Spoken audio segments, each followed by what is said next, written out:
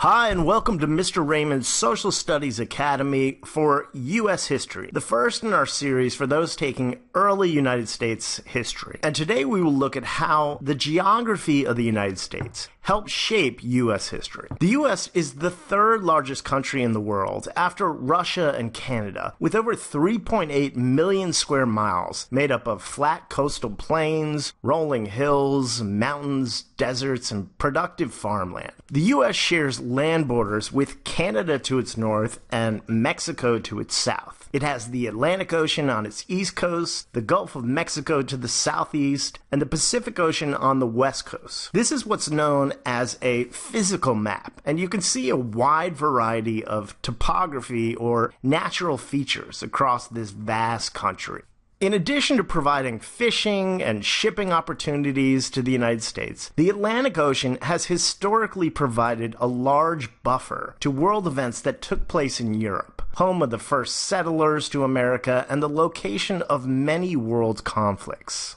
The Pacific Ocean provides similar economic opportunities and separation from events in Asia, providing the backdrop to the Pacific campaign of World War II against the Japanese. The Gulf of Mexico provides another location for ports, fishing and tourism, and offshore oil drilling, which has been controversial since the BP oil spill of 2010.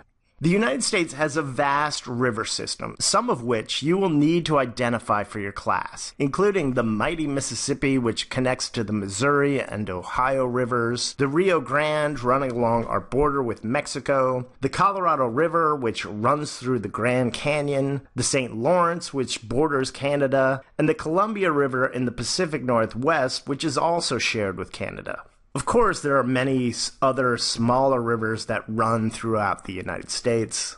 One river that we didn't mention that would play an important role in the founding of the United States is the Hudson River, with New York City located right at its base, which would be occupied by the British. Crossing the Hudson, controlled by British ships, would be a challenge for General Washington's troops throughout the Revolutionary War, which we will be learning about soon. The Rio Grande was also the scene of military conflicts in the Mexican-American War. Originally part of Mexico, the Rio Grande was negotiated as the border between the U.S. and Mexico. The Mississippi River was especially important to the development of the United States, as it runs right through what is referred to as the breadbasket of the U.S., its rich farmland. As you can see, many Midwestern cities are located along the Mississippi and its tributaries, including Minneapolis, Chicago, Indianapolis, Kansas City, St. Louis, Cincinnati, Louisville, Nashville, Memphis, and of course, New Orleans at the base of the Mississippi. These rivers again played a crucial role to the development of the U.S. because they allowed farmers to transport their goods to the East Coast and then maybe off to Europe or other destinations. In the days before cars and trucks and railroads, the rivers supplied the crucial transportation networks needed for the building of America.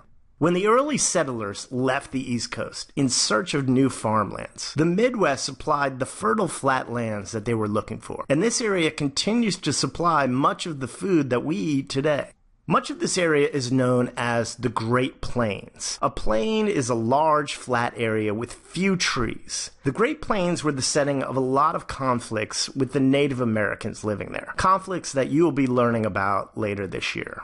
Located in the north of the Midwest, on the border with Canada, are the Great Lakes. Some of you are going to have to memorize the Great Lakes. The largest is Lake Superior, and you can remember that by its name. Lake Michigan is where Chicago and Milwaukee are located. Lake Huron is the second most northern of the Great Lakes, and it's attached to Lake Michigan. Remember Lake Ontario and Erie as the smallest of the five. Lake Erie is the southernmost with Ohio and Pennsylvania on its borders, and Lake Ontario is north of Erie and the farthest east with the Canadian city of Toronto located on its coast. The Great Lakes are massive. If you've ever been to Chicago looking out at Lake Michigan, it's almost like you're staring out at an ocean. The lakes provide shipping opportunities and were the location of several battles during the French and Indian War and the War of 1812, both involving the British Navy. In 1825, the Erie Canal was completed, opening up a transportation system between the Great Lakes and the eastern seaboard. This incredible feat of civil engineering cut transportation costs dramatically for commercial shipping from the northern Midwest to the East Coast. With over 12,000 miles of coastline, bays, harbors, and inlets have also played an important role in the development of the United States. One of these that was crucial during the Revolutionary War was Chesapeake Bay. Located between Virginia, Maryland, and Delaware, the Chesapeake was the center for the pivotal battle of the war, Yorktown, in which French ships providing aid to the United States blocked English troops from escaping Virginia and helped clinch the victory for the United States. Another inlet that played a role in the Revolutionary War was Long Island Sound. A sound is a longer sea or ocean inlet, and Long Island Sound is located between New York's Long Island and Connecticut. The British used Long Island Sound to attack several Connecticut towns. We will also be covering the Pilgrims this year, who landed first on Cape Cod before settling in Plymouth. A cape is a body of land extending into the sea. Cape Cod is located just south of Boston and provided the backdrop for one of America's earliest historic events. As we mentioned, America has several different mountain ranges, and two that you will be asked to identify are the Appalachian and Rocky Mountains. The Appalachians run along the east coast of the United States, and these mountains provided a dividing line for early settlers to the U.S., who set up their farms to the east of these mountains. While America was still part of England, the British Parliament passed the Proclamation Act of 1763, forbidding the colonists to settle lands west of the Appalachians. This act was one of the causes of tensions between the colonists and England that you will need to identify later in the year. The Rocky Mountains, located much further west, would not play a big role until much later in U.S. history. When gold was discovered near San Francisco in 1848 and 9, eastern settlers flocked to the west coast of the United States. But the Rocky Mountains provided a serious challenge to settlers traveling by horse-drawn wagons. Now, we showed you before a physical map of the United States, but you're probably more familiar with this one, which is known as a political map, dividing the country into its 50 states. My class will be asked to identify all 50 states on a map, and you might too. Another thing you might be asked to identify is what's known as an absolute location. This uses latitude and longitude lines to identify an exact location on a map. You might also be asked to identify regions of the United States, which are often divided into the Northeast, the South, the Midwest, and the West. Your teacher might want you to get more specific and identify New England, the Middle Atlantic, the South Atlantic, and so on.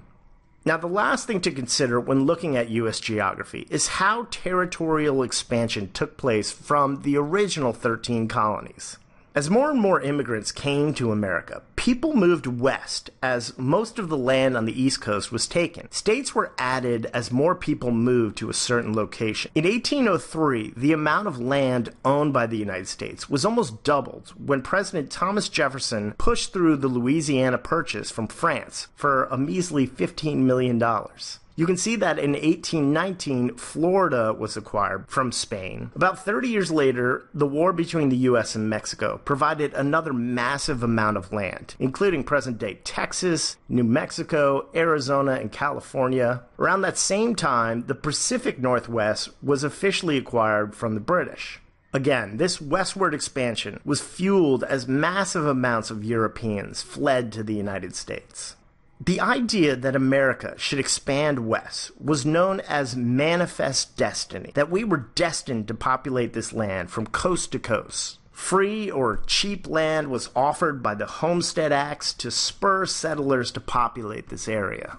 When the first transcontinental railroads were built, travel time across the country decreased dramatically. The Panama Canal, completed in 1914, also greatly reduced the shipping time and travel time by boat between the two coasts. Nowadays, Americans can travel across the country on a variety of interstate highways, opening our vast country to everyone, and that's where we'll end our brief look at the geography of the United States. So let's review. What are the two major mountain ranges in the United States?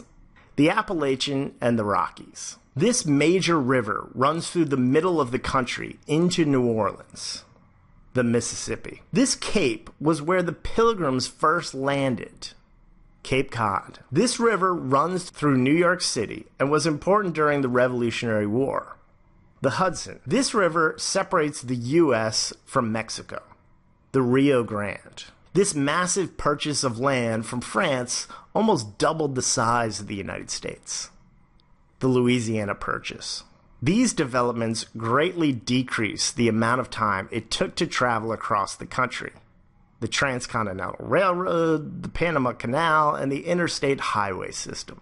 Here's a typical state exam review question. This one's for the New York regions. River systems were important to the development of the United States because they A. allowed Americans to travel easily between the East Coast and the West Coast. B. prevented foreign invasion of U.S. territory. C. provided routes for shipping agricultural and manufacturing products. Or D. made Southeast the major destination for immigrants. Which one was important to the development?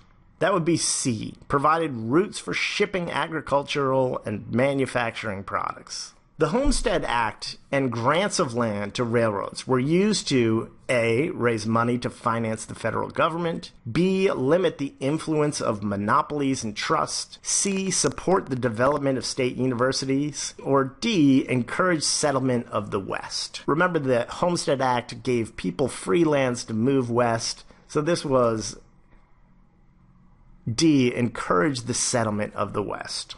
And that's it. I want to thank you guys for watching. Be sure to subscribe. This is just the beginning of our look at U.S. history. Just a reminder, teachers, that this PowerPoint with lesson plans, activities, and other resources are available at Teachers Pay Teachers. Just click the link in the notes below or go to Teachers Pay Teachers and search for Mr. Raymond's Civics Academy.